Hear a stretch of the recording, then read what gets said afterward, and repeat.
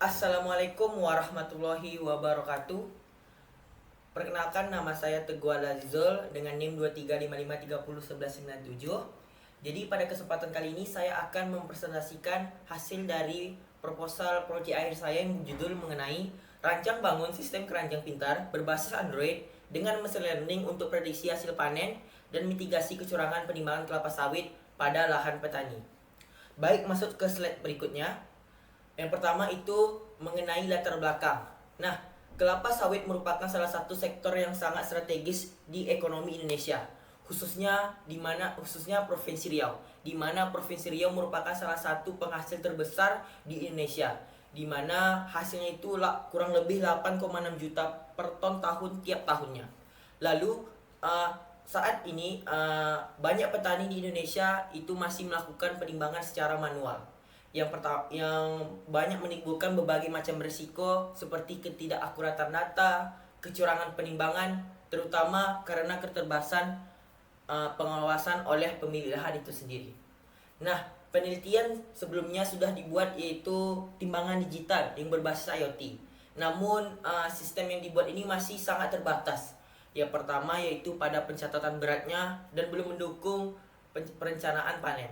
Oleh karena itu, penelitian ini mengusulkan sistem keranjang pintar berbasis Android yang terintegrasi dengan IoT dan machine learning, menggunakan linear regression untuk pencatatan hasil panen secara real time, meningkatkan transparansi dan akurasi penimbangan data, serta memprediksi hasil panen guna untuk mendukung perencanaan panen yang lebih optimal dan berkelanjutan. Masuk ke bagian perumusan masalah. Yang pertama itu bagaimana cara merancang dan membangun sistem keranjang pintar berbasis Android yang terintegrasi dengan sensor IoT untuk penimbangan tandan buah segar kelapa sawit. Yang kedua, bagaimana menerapkan algoritma machine learning yang menggunakan linear regression untuk memprediksi hasil panen berikutnya berdasarkan data historis penimbangan. Lalu masuk ke batasan penelitian. Yang pertama itu penelitian ini hanya difokuskan kepada pembuatan aplikasi, tidak merangkup perancangan dari perangkat keras IoT. Data prediksi, yang kedua, data prediksi didapat dari data historis sebelumnya. Lalu yang ketiga, penelitian diterapkan hanya untuk satu petani sebagai objek studi, sehingga belum mencakup skala pengguna yang luas. Untuk tujuannya itu mengembangkan sistem yang terintegrasi IoT untuk meningkatkan akurasi dan transparansi, menerapkan machine learning untuk prediksi hasil panen berdasarkan data historis, lalu membantu pemilik lahan bisa melakukan pengawasan jarak jauh, perencanaan panen, serta meminimalisir kecurangan dan kesalahan dalam penimbangan. Yang terakhir itu memberikan kontribusi penerapan IoT dan machine learning di sektor perkebunan dan menjadi referensi penelitian selanjutnya. Baik, masuk slide berikutnya mengenai metode penelitian. Nah, pada penelitian kali ini itu diawali dengan studi literatur, yaitu saya mengkaji PA cutting sebelumnya, lalu mengkaji jurnal dan beberapa buku mengenai machine learning, keranjang pintar, IoT, lalu khususnya machine learning dengan linear regression. Lalu ada pengumpulan data menggunakan data historis penimbangan sebelum yang biasa dilakukan di dalam buku catatan akuntansi manual. Lalu selanjutnya pemrosesan data, yaitu pembersihan data, seleksi fitur, normalisasi, serta pembagian data latih dan data uji. Lalu ada perancangan dan implementasi sistem, merancang aplikasi Android yang akan dibuat, lalu melakukan pencatatan data penimbangan, lalu bagaimana merancang alur prediksi hasil panen itu sendiri. Nah, pada evaluasi dan pelatihan di sini saya melatih model menggunakan linear regression dan mengevaluasi kinerjanya menggunakan MAE, RMSE, dan R2. Lalu pengujian sistemnya itu saya menggunakan black box testing dan validasi hasil prediksi untuk memastikan sistem berjalan sesuai dengan tujuan penelitian di awal. Baik, masuk ke slide selanjutnya, itu penelitian terdahulu. Nah, pada penelitian terdahulu dilihat yang bagian pertama itu merupakan yang sudah saya masukkan di latar belakang, di mana ini merupakan lanjutan dari pengembangan sistem digital yang dilakukan oleh Indani dan DKK-nya. Lalu di sini ada juga beberapa penelitian sebelumnya itu mengenai prediksi menggunakan linear regression, lalu ada juga perancangan aplikasi untuk pencatatan hasil produksi pertanian. Di sini saya sudah memasukkan 5 penelitian terdahulu.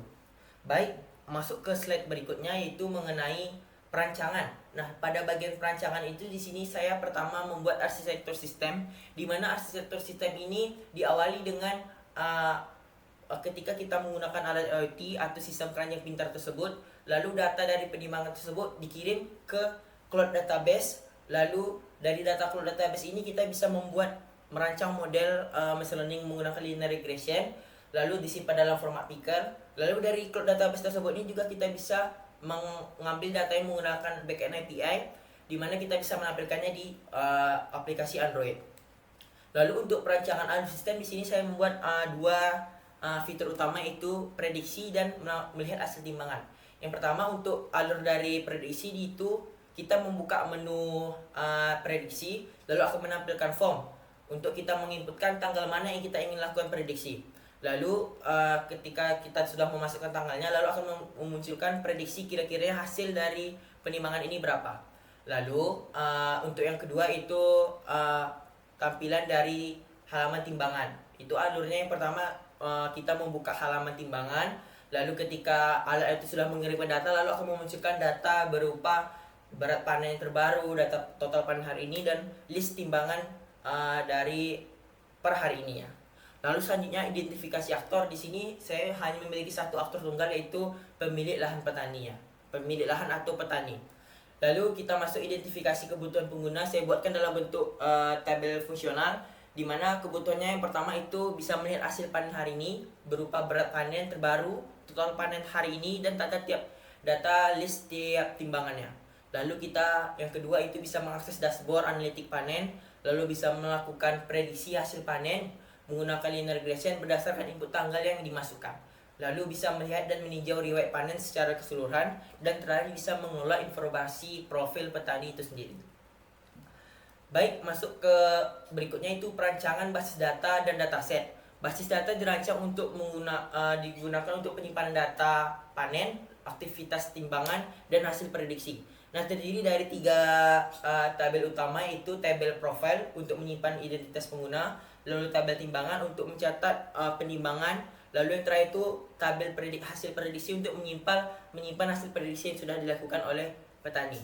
Lalu selanjutnya dataset yang saya ambil itu berdasarkan dari data historis panen sebelumnya yang tersimpan di cloud database, yang sebelumnya itu dibuat di buku catatan manual, lalu saya masukkan ke dalam cloud database untuk dilakukan sebagai pelatihan dan prediksi hasil panen. Baik, masuk ke slide berikutnya, yaitu mengenai tahap perancangan model linear regression. Yang pertama itu data collection, di mana saya mengumpulkan data yang dari buku catatan manual petani lalu disimpan ke dalam Supabase, dan data dari IoT juga ke Supabase, lalu saya jadikan satu, lalu saya masukkan ke dalam model.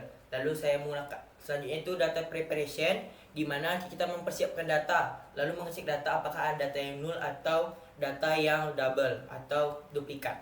Lalu saya melakukan EDA untuk visualisasi datanya, lalu melakukan fitur engineering, di mana saya menseleksi fitur-fitur yang ada di dataset saya. Seperti itu, saya mempunyai data itu timestamp, lalu kita ubah dia dengan data yang mudah dipahami oleh model linear regression. Lalu saya selanjutnya setelah itu melakukan pembagian dataset, 80% data latih dan 2% data uji. Lalu melakukan pelatihan model menggunakan linear regression, lalu melakukan evaluasi model. Lalu jika evaluasi modelnya sudah bagus, akan diintegrasikan ke dalam sistem, di mana model disimpan dalam format pickle. Baik, selanjutnya evaluasi model linear regression. Evaluasi dilakukan untuk menilai akurasi kelayakan model regression dalam prediksi hasil panen kelapa sawit. Lalu pembagian datanya seperti saya bilang sebelumnya. Lalu untuk metode evaluasi di sini saya menggunakan MAE untuk rata yang pertama, lalu ada MSE, lalu RMSE. MAE untuk menghitung rata-rata kesalahan prediksi dalam satuan panen kilogramnya. Lalu MSE untuk penalti kesalahan besar melalui pengkuratan error, lalu RMSE itu besarnya kesalahan prediksi rata-rata dalam satuan kilogramnya. Baik, masuk selanjutnya yaitu analisisnya itu analisis hasil prediksi dilakukan dengan membandingkan hasil prediksi linear regression dengan data panel aktual untuk menilai kemampuan model. Lalu kriterianya keberhasilan model itu apabila nilai MAE, MSE, dan RMSE berada dalam batas yang bisa ditoleran dan menunjukkan error yang sangat rendah. Lalu nilai R2 menunjukkan hubungan yang cukup kuat antara waktu dan hasil panen.